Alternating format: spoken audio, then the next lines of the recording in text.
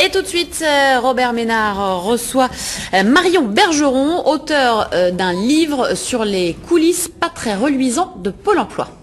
C'est le moins qu'on puisse dire. Bonsoir Marion Bergeron. Alors vous avez écrit donc un livre, vous avez passé 6 mois en CDD au Pôle emploi. Mais attendez, c'est pas un peu exagéré, c'est incroyable. D'abord, vous avez aucune formation, vous arrivez comme ça, vous y connaissez strictement rien et on vous met à accueillir des gens pour qui c'est souvent un drame d'être au chômage. Oui, tout à fait, mais vous avez raison, c'est incroyable. Mais c'est vous ou c'est tout le monde comme ça? Mais pas du tout. Moi, j'ai envoyé mon CV parce que je cherchais un travail. J'ai eu un entretien d'embauche dans lequel j'ai posé la question justement de mes compétences parce qu'effectivement, j'avais aucune compétence dans ce domaine-là. Et on m'a rassurée. On m'a dit que j'allais être formée. Sauf que la formation, je l'ai eue après 1 mois d'embauche et c'était 7 jours absolument ridicules. Oui, mais enfin, pour les gens, donc, ils vous voient débarquer là. Il n'y a pas de tuteur alors qu'on dit qu'il va y avoir un tutorat. Vous avez aucune formation. Rien ne marche dans cette boîte. Il y a une sale ambiance et vous vous retrouvez face à des gens qui vivent des drames et vous savez même pas quoi leur répondre au départ. Absolument pas. Vous êtes, mais même à la fin, vous savez toujours pas quoi leur répondre. Oui, j'allais le dire parce que dans 6 mois, il semble pas qu'il y ait beaucoup. On vous laisse vraiment seul. En fait, moi, j'étais clairement une rustine. J'étais là pour faire semblant. Voilà, j'ai pas eu, à aucun moment, on m'a donné les outils pour faire le métier. Alors on commence parce que le livre est pas gentil. Les demandeurs d'emploi, globalement, ils sont pas vraiment sympathiques. C'est terrible ce que vous dites d'eux quand même. Effectivement, vous êtes mis à leur place 2 minutes quand même. Bah, j'ai été à leur place. Ouais, d'accord. Suffisamment attendez, oui. Loqueteux, fou, raciste, porc, ça c'est de vous tous ces mots-là. Ouais. Enfin, ça fait un peu dur. Ils sont tous comme ça. Non, mais alors, ce qu'il faut bien comprendre, c'est que ce que j'ai voulu raconter, c'est ce qu'on vit en tant que conseiller derrière un pupitre d'accueil. Et c'est vrai qu'il y a des moments où vous dérapez. Il y a des moments où vous avez peur parce qu'on vous agresse physiquement et c'est très difficile. Oui, il y en a une qui vous mord à un moment donné.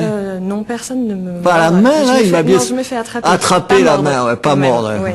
Il vous traite de sale pute. Enfin, tout est sympathique quand même. Donc c'est vrai qu'à un moment vous les détestez aussi. Et en même temps, c'est là que c'est très difficile d'être conseiller aujourd'hui parce que vous les détestez, mais vous les comprenez. Vous savez très bien pourquoi ils sont violents avec vous. Et vous savez que c'est pas de votre faute. Vous savez que c'est pas de la leur non plus. C'est parce que Pôle emploi maltraite tout le monde. Aujourd'hui, quand vous recevez un courrier de radiation, par exemple, qui est extrêmement violent, très agressif, la personne comprend pas ce qui lui arrive. Elle appelle le 3949, on lui répond pas. Elle rappelle, on lui répond d'aller dans son agence. Elle se déplace, on lui dit d'appeler le 3949. Au bout d'un moment, elle a envie de vous gifler. Et en plus, ils aiment pas. Moi, j'ai été demandeur d'emploi, comme plein de gens et tout. Les gens, ils ont l'impression qu'en l'occurrence, vous, le conseiller en face, en gros, des fainéants, quoi, qui ont rien d'autre à foutre et tout ça. C'est quand même ça l'ambiance qui règne et tout ça. C'est vrai que ça, c'est quelque chose. Ça tient à quoi, ce mauvais contact?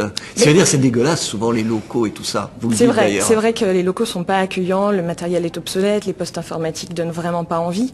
Mais surtout, je pense que les gens se trompent sur ce qu'est Pôle emploi. Enfin, Pôle emploi va pas vous trouver un travail. Pôle emploi vous appellera jamais. C'est pour ça, normalement. Oui, juste un tout petit peu, quand justement, même. il faut bien comprendre. Moi, quand j'y vais, c'est pour trouver un job, quand même. Pôle emploi, c'est une boîte à outils.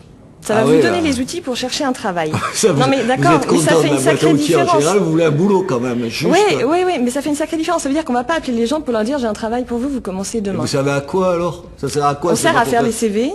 Enfin, c'est une foutaise, les CV, vous le dites vous-même, c'est des formations bidons, tout ça sert à rien. Vous l'expliquez, non? Alors, vous faites des formations qui servent à rien pour des gens qui ont besoin ça fonctionne pas. Mais alors, qu'est-ce qu'il faut faire? Alors, en l'état, il faut tout changer. Rien alors, attendez, parce que là, on parle les patrons. Alors, petits patrons, nauséabonds, c'est sympa pour les patrons, plus ou moins racistes, c'est quand même ça, c'est vrai qu'ils vous disent, je veux pas d'arabe, je veux pas de noir, mais ils savent pas comment l'écrire parce qu'ils savent quand même que c'est un problème de l'écrire dans les offres d'emploi. Mais oui, c'est vrai. Mais vous n'avez pas envie de leur taper sur la gueule aux patrons en question? Non, mais on essaie de leur faire comprendre. Mais ils sont tous comme ça. Il y en a beaucoup. Ils sont pas tous comme ça, bien évidemment. Non, mais je sais pas, 30%. 30% qui sont racistes, nauséabonds. Racistes, oui. À ce point? Mais qui ont des critères de recrutement racistes, oui. Et qu'est-ce que vous faites quand vous recevez une offre comme ça? Eh ben, on la change, on enlève les critères racistes et on essaie d'expliquer à l'entreprise que c'est pas possible. Mais ils entendent ce que vous leur dites? Pas toujours, mais des fois. Parce que si vous l'enlevez, attendez, c'est être focus ce que vous me dites là, parce que si vous enlevez le mot qui serait raciste, mais il va arriver un noir ou un arabe, il va pas l'embaucher le patron en question. Oui, honnêtement, je crois pas trop quand même. On est bien d'accord. Même s'il garde la forme parce que vous lui avez dit que c'était pas trop bien ça. Mais après, il faudrait qu'on puisse faire un vrai travail avec les entreprises et vraiment les éduquer, mais on n'a pas le temps, on est débordé, enfin, on n'a aucun moyen pour tout ça. Alors, vous n'avez pas le temps, mais en gros, quand même, quand vous parlez de vos collègues, il faut un peu, je me la coule douce quand même. Ouais, c'est très bizarre. Le lieu lieu de préférence, c'est la cafette, la cuisine, disons le mot, aller fumer une cigarette, vous-même vous faites tout pour arriver en retard, enfin vous, Oui. alors à la fois c'est stressant et vous glandez pas grand-chose quand même Tout à pour fait, dire les mais choses. c'est quelque chose de très étrange justement et que j'ai remarqué dès le début, c'est qu'en fait on est tellement démotivé au bout d'un moment. Ce qu'on fait Enfin, n'a vous êtes tellement plus de démotivé en sens. 15 Non mais jours, c'est attendez, quand même vous passez fou.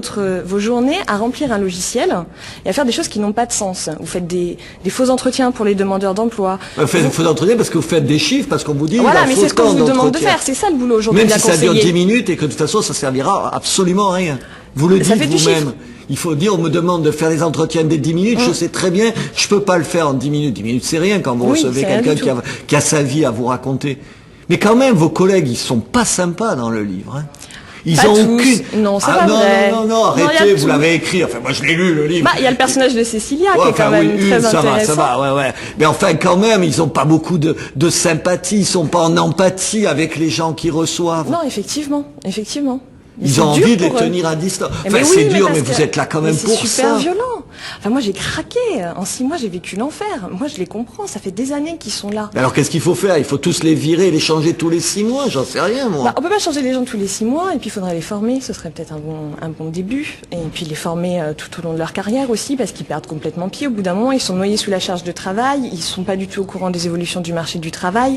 Ouais, mais ils sont nuls. À un moment donné, vous racontez d'une fille, enfin, je me rappelle plus le nom. Elle sait même pas se servir de son ordinateur. Vous lui expliquez se mettre comment il faut directrice faire. adjointe, Ouais, bah, oui. ta Ah, directrice mais c'est adjointe qui surréaliste. sait pas le faire, vous tombez à Surréaliste. ordinateur qui d'ailleurs marche pas parce que le nombre de pannes informatiques que vous racontez. Oui. Oui, mais enfin, attendez, là, on en sourit. Mais pour les gens, quand même, c'est les gens Mais qui sont au fond de tout le- ça, quand même. le- Il y a 3 millions de Mais ça chômeurs. explique Eux, tout, ils en ont justement. rien à foutre que Mais ça ça explique marche pas. Eux, ils veulent que ça marche, l'informatique, que tout ça fonctionne. Et ça marche pas. Non, ça marche pas. Mais enfin, ce livre, c'est un vrai message aussi. Enfin, il faut changer les choses.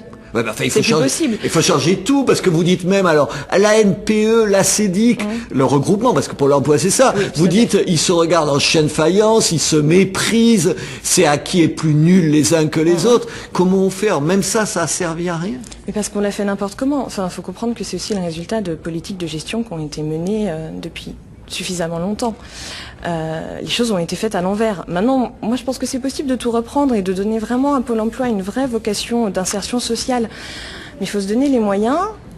Mais c'est pas des moyens en termes de matériel ou d'effectifs, c'est surtout des moyens en termes de philosophie. Enfin voilà, Pôle emploi, c'est pas une usine à chiffres, ça sert à rien de faire du chiffre. Tout le monde est malheureux, tout le monde est maltraité.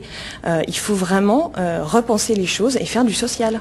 C'est ça dont les gens ont besoin. Parce que c'est ça qui ressort quand même du livre, c'est l'absence d'humanité Mais dans oui, tout ça. voilà. C'est-à-dire, tout le monde est malheureux. Les gens qui accueillent, les conseillers, les chômeurs, tout le monde sait que cette machine ne sert pas à grand-chose. Au fond, vous vous dites quand même, moi, en finissant votre livre, je me dis, mais ils vont jamais trouver du boulot. Mais oui, c'est comme ça qui est dramatique. En fait, le Vous problème, c'est racontez des histoires, des fois c'est Mais oui, dramatique pour les oui, gens. c'est très dur. Mais en fait, le problème, c'est que Pôle emploi veut traiter tout le monde sur le même mode. Donc, un cadre très diplômé, qui est tout à fait autonome dans sa recherche d'emploi, va être reçu de la même façon que quelqu'un qui est très éloigné de l'emploi et qui a de grosses difficultés. C'est là qu'il y a un vrai souci. Il faut arrêter d'embêter les gens qui sont autonomes. On ne fait pas de contrôle. C'était aux ACEDIC où il faut gérer ça différemment. Et puis, on accorde vraiment du temps aux demandeurs qui ont besoin de nous et qui ne savent pas faire un CV. Vous avez arrêté de prendre des antidépresseurs? Je les ai jamais pris. On les a prescrits, mais je les ai pas pris. Une perle quand même pour rire, pour que ce soit Allez-y. pas catastrophique. Je vous cite, c'est un demandeur d'emploi qui ne veut pas rembourser un trop perçu. Il répond, donner c'est donner, reprendre c'est voler. J'ai trouvé ça génial. Oui, c'est les perles. Oui. Marion Bergeron, merci C'est moi, merci pour ce beaucoup. témoignage.